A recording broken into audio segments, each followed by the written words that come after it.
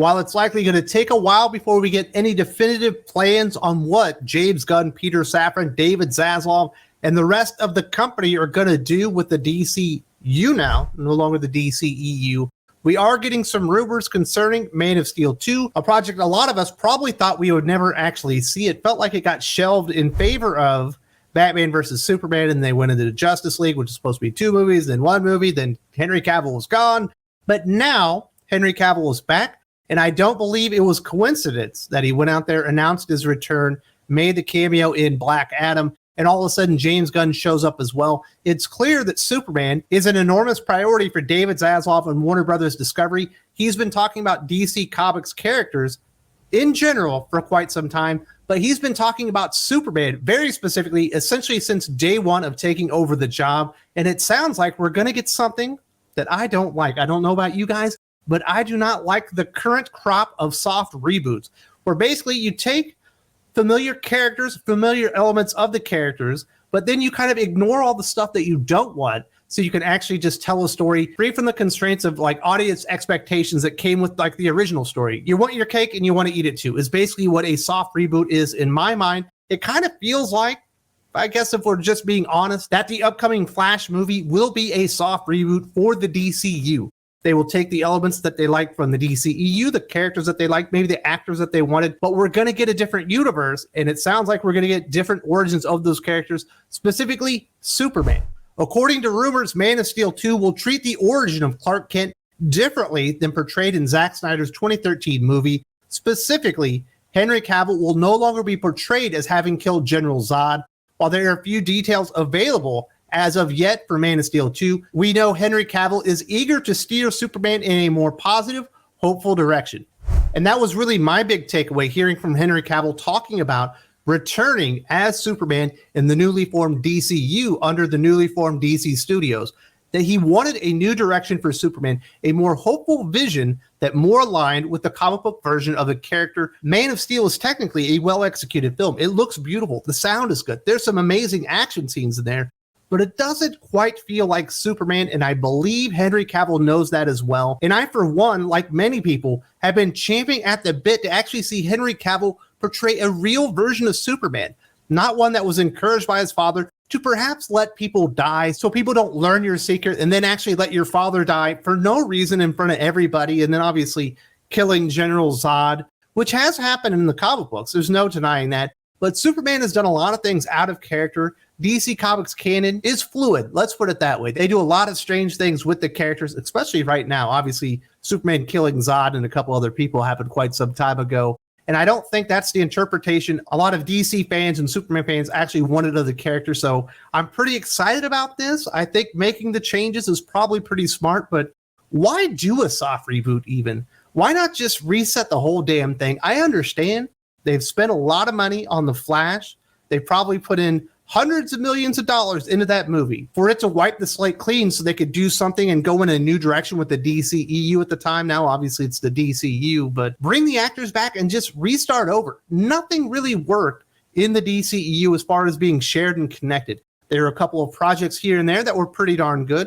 I personally love Shazam. I really like Wonder Woman. Aquaman was pretty decent. But for the most part, you can discard all that. And they wasted so many cool storylines just in Batman versus Superman. You got elements of The Dark Knight Returns, Death of Superman, 2 of the best-known, best-selling comic stories of all times, wasted on an absolute clusterfuck of a movie, if you ask me.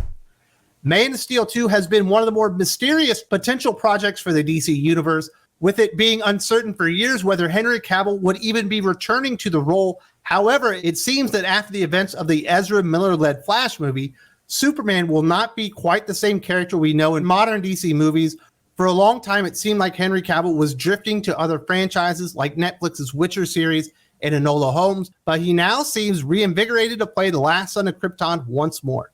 And I'm right there with him. I'm excited to see what Henry Cavill could actually do with a good script involving Superman, a hopeful version of Superman, that beacon of light in the DC universe that is really juxtaposed to Batman, which seems to dominate DC everything these days. Superman is the most iconic hero in the history of comic books, probably in American fiction of all times. It's time to see the character done right and I'm very excited for this. Rebooting perhaps the most iconic character in all of comic book history seems like a pretty big deal. This is also a statement of purpose from the newly formed DC Studios. Since James Gunn and Peter Safran were granted the keys to the DC Kingdom by Warner Brothers Discovery CEO David Zaslav, there's been speculation that the two would steer the franchise in a lighter direction. It also raises the question of whether Kevin Costner and Diane Lane will still be portraying Clark Kent's human parents, and if Russell Crowe will have any involvement as his Kryptonian father Jor-El. While I'm certain a lot of people would like to see Kevin Costner return as Pa Kent and Diane Lane as Ma Kent, they're certainly a very handsome couple together. Surprising it took that long for those two to appear on screen together as some type of romantic interest to each other. I don't think it really matters. I don't think people are just champing at the bit going, you know what? If they don't bring back Kevin Costner and Diane Lane, I'm out. Screw Man of Steel 2. I don't think anyone really even cares about that stuff. I think at this point, why even include the Kryptonian stuff? Yes, he does have the Fortress of Solitude, but by the time we see the character in the movie, he's going to be fully formed. He's not going to need advice from his dad, Jor-El. So I say don't even include that stuff. Let him have a nice, healthy relationship with Lois Lane. And I say don't bring back Amy Adams either. That was like the weirdest, worst portrayal of Lois Lane I've ever seen. Those two had zero chemistry together whatsoever. I'd never even bought into their relationship. Absolutely terrible casting on their part. They really got Superman right. And I do think Kevin Costner and Diane Lane as Mom and Pa Kent probably should have worked. But the script was terrible, and a lot of the casting just around those three was just really awful. Even Michael Shannon, who's a really damn good actor, his portrayal of Zod was just the drizzling shit. It's like he lost all sense of charisma and magnetism, and he just was like just some generic throwaway villain in that one. I'm glad Henry Cavill is returning. I don't know that soft rebooting is really the right direction for it, but if we can get a good script that has a good, honest portrayal of Superman and explains or personifies his role in the DC universe, and we can have that beacon of hope, that beacon of light that we haven't seen on the big screen in so many years, obviously since the Christopher Reeves films, I will be very happy about that. James Gunn has his hands full, and he's listening to you and I. He's listening to everybody, and he's also laid the groundwork and some hints about the big priorities under he and Peter Safran at DC Studios. Definitely check this out if you want some more information. If you don't see it here, there's also a link in the video description.